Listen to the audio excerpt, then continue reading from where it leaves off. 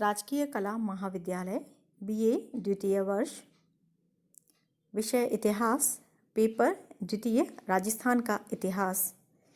Topic आप लोगों का चल रहा है राजपूत राज्यों में मराठों का प्रवेश।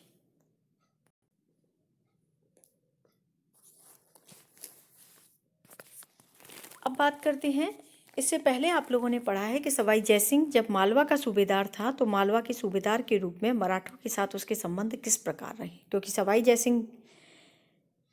जयसिंह का ही एक कारण भी रहा मराठों के राजस्थान में प्रवेश का।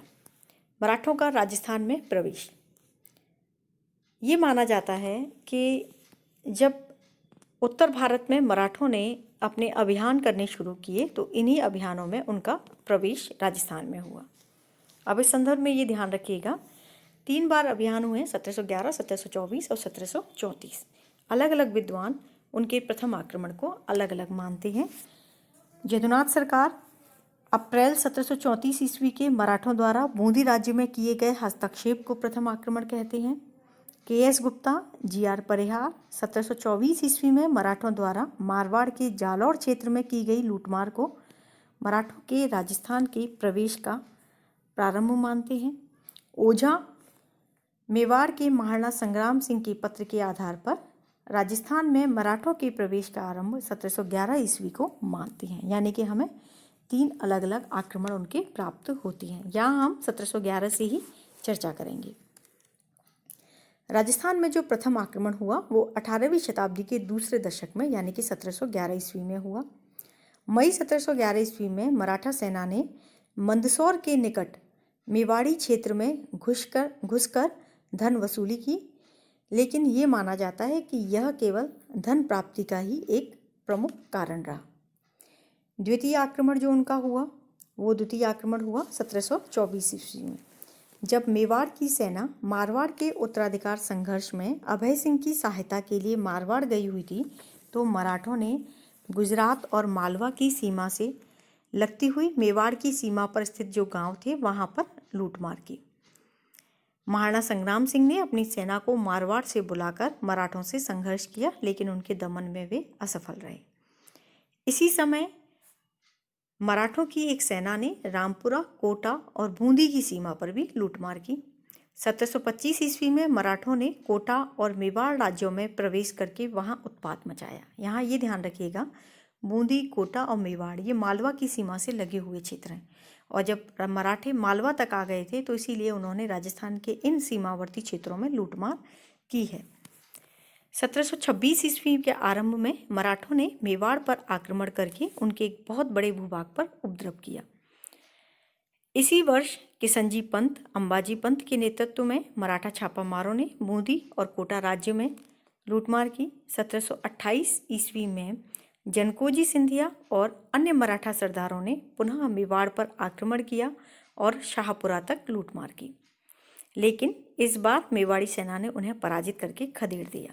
1728 में ही मेवाड़ के अधीनस्थ अर्ध स्वतंत्र राज्य बांसवाड़ा और डूंगरपुर पर आक्रमण कर मराठों ने वहां के राजाओं को चौथ देने के लिए बाध्य किया, और ये निश्चित किया गया कि डूंगरपुर अपनी राशि उदाजी पवार को देगा और बांसवाड़ा अपनी राशि का आधा उदाजी पवार को और आधा होलकर को देगा। और कुछ समय बाद ही रादोजी और कदमराव नामक मराठा सरदारों ने डूंगरपुर और बांसवाड़ा राज्यों से क्रमशः 1,30,000 और 30,000 रुपये वसूल किए। एक तरह से जब मेवाड़ ने आमेर से इन आक्रमणों को रोकने का कोई साधन पूछा तो उस समय में जयसिंह कोई भी कदम नहीं उठा पाया। 1729 ईस्वी में मराठे फिर राजस्थान में आए और इसके पश्चात 1733 ईस्वी में उन्होंने कोटा में भी लूटमार की। ये कोटा वाला जो हुआ वो पिलाजी जादव के नेतृत्व में हुआ। कोटा के महाराज दुर्जन साल ने युक्ति से मराठों को नाहरगढ़ के दुर्ग पर आक्रमण में व्यस्त कर दिया, और इस प्रकार से वो कुछ समय तक उन्होंने मराठों के आक्रमण को अपने पास रोकने का प्रयत्न उन्होंने किया। अब बात करते हैं कि मराठों का राजस्थान में जो औपचारिक प्रवेश हुआ वो कैसे हुआ। मराठों का राजस्थान में जो औपचारिक प्रवेश हुआ उसका प्रमुख कारण था बूंदी का उत्तराधिकार संघर्ष। बूंदी का राजा था बुद्ध सिंह। बुद्ध सिंह जयपुर के राजा जयसिंह का बहनोई था। दोनों ने एक लंबे समय तक मिलकर कार्य किया था, लेकिन 1727 ईस्वी के बाद इन दोनों के जो संबंध थे वो खराब हो गए। महाराव बुद्ध सिंह जो बूंदी के राजा थे, उन्होंने जयसिंह की जो बहन थी जिसके साथ विवाह उनका हुआ था उससे घृणा करने लगे और अपनी चूड़ावती रानी के सारे पर कार्य करने लगे। और कुछ दिनों के बाद बुद्ध सिंह ने अपनी कछवाही रानी से उत्पन्न पुत्र भवानी सिंह को अपना पुत्र मानने से भी इनकार कर दिया और जयसिंह से यह कहा कि वह कछवाही रानी के निकट कभी गया नहीं, यह संतान नाजायज़ है। जयसिंह इससे क्रोधित हो गया और इसीलिए उसने बुद्ध सिंह को हटाने का निश्चय कर लिया। बुद्ध सिंह किसी कारण से जब अपनी राजधानी से दूर गया तो जयसिंह ने सेना भेजकर बूंदी पर अधिकार कर लिया और करवड़ के जागीरदार हाड़ा सालिम सिंह के दूसरा पुत्र था दलेल सिंह, उसको बूंदी की गद्दी पर बिठा दिया 19 मई 1730 को। जयसिंह ने बादशाह से भी इसकी स्वीकृति प्राप्त कर ली। बुद्ध सिंह एक तरह से अपने राज्य से हट गया और बूंदी का जो राजा था वो जयसिंह की सामंतों की श्रेणी में आ गया, यानी कि अब वो जयपुर का एक आश्रित राज्य बन गया। अब ऐसे में बुद्ध सिंह को हटाने के कारण राजपूत राज्यों में आपसी वैमनस्यता उत्पन्न हो गई और यही कार्य था जिसने मराठों के हस्तक्षेप को न्योता दिया। बुद्ध सिंह मालवा चला गया। बुद्ध सिंह को हटाकर जो प्रताप सिंह को जिसे राजा बनाया गया था, वो प्रताप सिंह एक तरह से जयसिंह का पूरी तरह से आश्रित था। जब जयसिंह मालवा चला गया तो उसकी स्थिति जो थी वो कमज़ोर हो गई और बुद्ध सिंह ने बूंदी पर आक्रमण कर दिया। सालिम सिंह हाड़ा ने कुछ समय तक सेना को रोके रखा और जब उसकी सहायता के लिए जयपुर की सेना आ गई तो पंचोला नामक स्थान पर बुद्ध सिंह और बूंदी और जयपुर की सेनाओं के मध्य युद्ध हुआ, जिसमें बुद्ध सिंह को पराजित होकर भागना पड़ा। 19 मई 1730 को जयसिंह ने फिर से दलेल सिंह को बूंदी की गद्दी पर बिठा दिया और 1732 ईस्वी में अपनी पुत्री कृष्णा कुमारी का विवाह दलेल सिंह के साथ कर दिया। अब बुद्ध सिंह जो था वो पराजित होने के पश्चात बेंगू के सरदार अपने ससुर ठाकुर देवी सिंह के यहाँ आश्रय लेने चला गया। इधर सालिम सिंह का जो बड़ा लड़का था, क्योंकि सालिम सिंह के छोटे पुत्र दलेल सिंह को जयसिंह ने राजा बनाया था, जबकि ज्येष्ठ पुत्र का अधिकार होता है, तो ऐसे में प्रताप सिंह जो था वो इसे सहन नहीं कर सका कि उसका छोटा भाई राजा बन गया, इसीलिए वह बुद्ध सिंह से मिल गया। इधर जयसिंह जो था उसकी स्थिति कमज़ोर हो रही थी और बुद्ध सिंह की कछवाही रानी ने प्रताप सिंह को मराठों से सहायता लेने के लिए दक्षिण भेज दिया। कछवाही रानी भवानी सिंह को बूंदी के सिंहासन पर बैठाना चाहती थी और बुद्ध सिंह उसे अपना पुत्र नहीं मानता था और इसीलिए बाद में ये भी हुआ कि जयसिंह ने भवानी सिंह को मरवा दिया। इस वजह से कछवाही रानी और जयसिंह इन दोनों के मध्य संबंध भी बिगड़ गए। 1730 में बुद्ध सिंह की मृत्यु हो गई, लेकिन बुद्ध सिंह की मृत्यु के बाद अब उसका पुत्र उम्मेद सिंह गद्दी का दावेदार हो गया।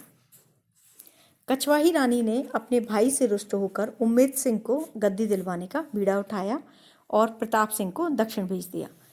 प्रताप सिंह ने होलकर और सिंधिया को 6 लाख रुपया देने का आश्वासन दिया और इसीलिए मल्हावराव होलकर और राणोजी सिंधिया के नेतृत्व में मराठा सेना ने बूंदी पर चढ़ाई कर दी।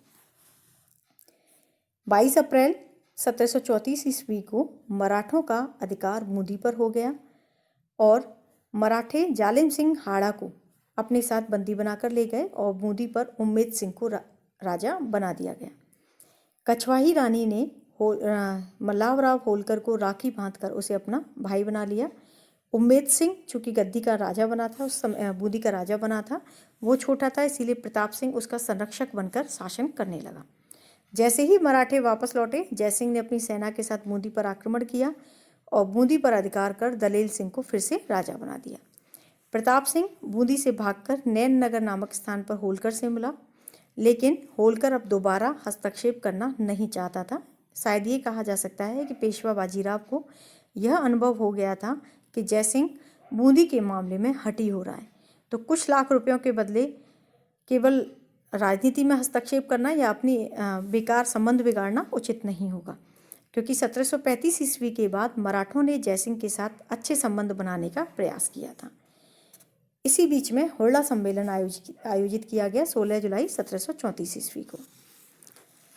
और इस हुरला सम्मेलन का जो प्रमुख कारण था वो बस यही था कि मराठों से राजस्थान को उन्हें स्वतंत्र रखना था, दूर रखना था, और इसीलिए हुरला में सम्मेलन आयोजित किया गया। और इस हुरला सम्मेलन का जो नेतृत्व करता था वो मेवाड़ के महाराणा को रखा गया। हुरला सम्मेलन 16 जुलाई 1734 को हुआ। इसकी अध्यक्षता मेवाड़ के नए महाराणा जगत सिंह द्वितीय ने की।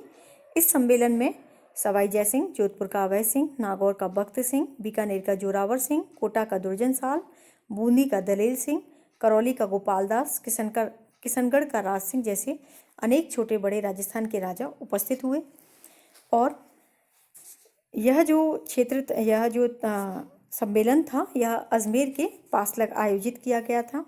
17 जुलाई को सभी राजाओं ने एक समझौते पर हस्ताक्षर किए और इस समझौते के अनुसार, यानी कि इसकी जो धाराएं थी वो थी कि सभी राजा एकता बनाए रखेंगे, एक का अपमान सभी का अपमान समझा जाएगा, कोई राज्य दूसरे राज्य के विद्रोहियों को शरण नहीं देगा, मराठों के विरुद्ध वर्षा ऋतु के बाद कार्रवाई की जाएगी और इस कार्यवाही के लिए सभी राजा अपनी सेनाओं के साथ रामपुरा में एकत्रित होंगे।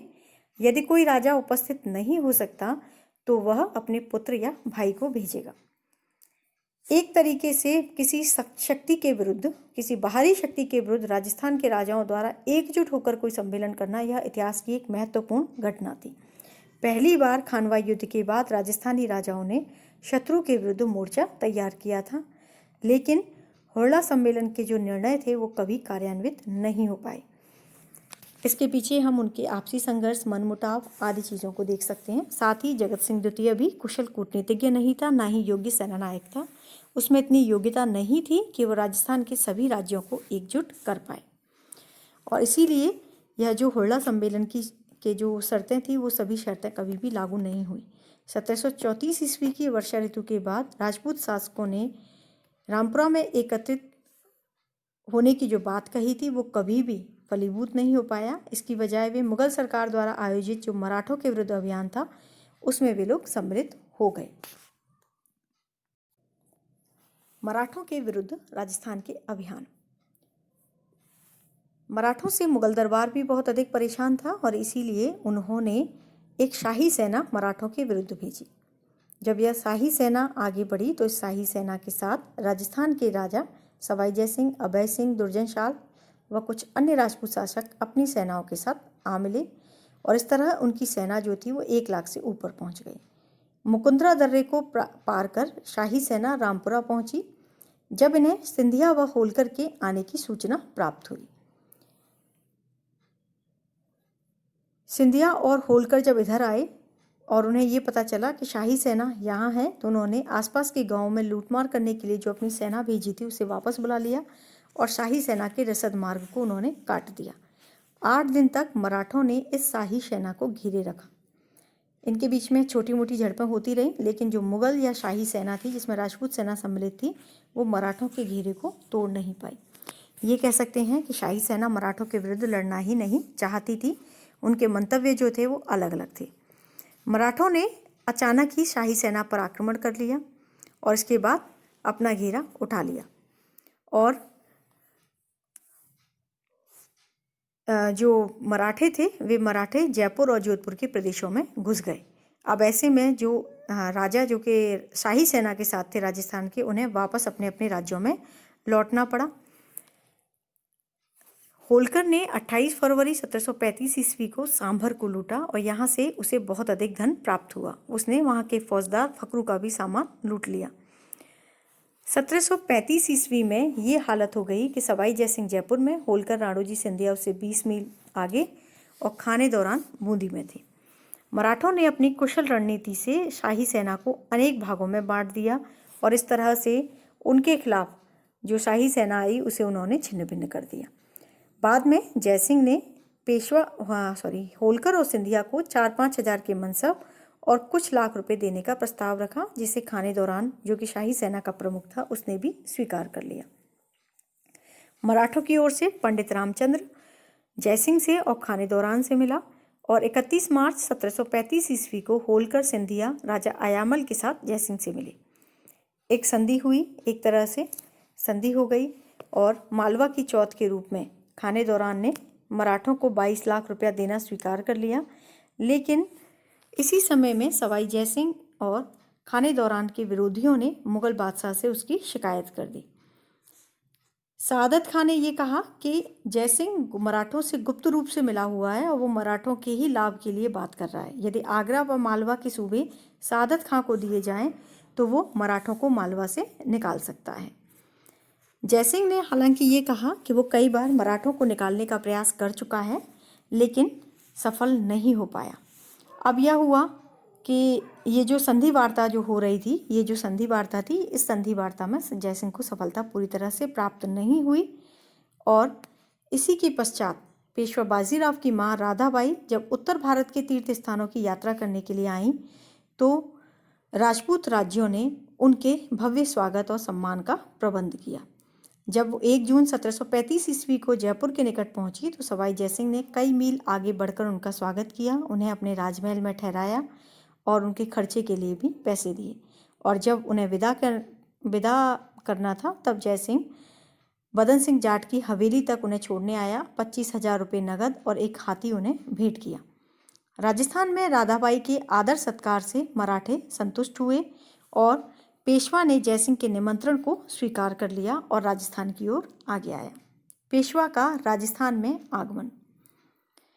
मार्च 1735 ईस्वी के समझौते की पुष्टि बादशाह ने नहीं की थी। मुगल बादशाह चूंकि इस समय जयसिंह का विरोधी हो रहा था, अतः जब जयसिंह की सहायता का आश्वासन पेशवा को मिला तो वो राजस्थान में आने को तैयार हो गया। अक्टूबर 1735 ईस्वी में वह पूना आया और पूना से रवाना हुआ और जनवरी 1736 ईस्वी में उदयपुर पहुंचा। पेशवा ने महाराणा के प्रति अत्यधिक नम्रता और विशेष आदर प्रदर्शित किया, लेकिन चौथ के बारे में समझौता किसी प्रकार से नहीं किया। मेवाड़ के महाराणा ने मराठों को 1.5 लाख रुपये वार्षिक चौथ देने का वादा किया।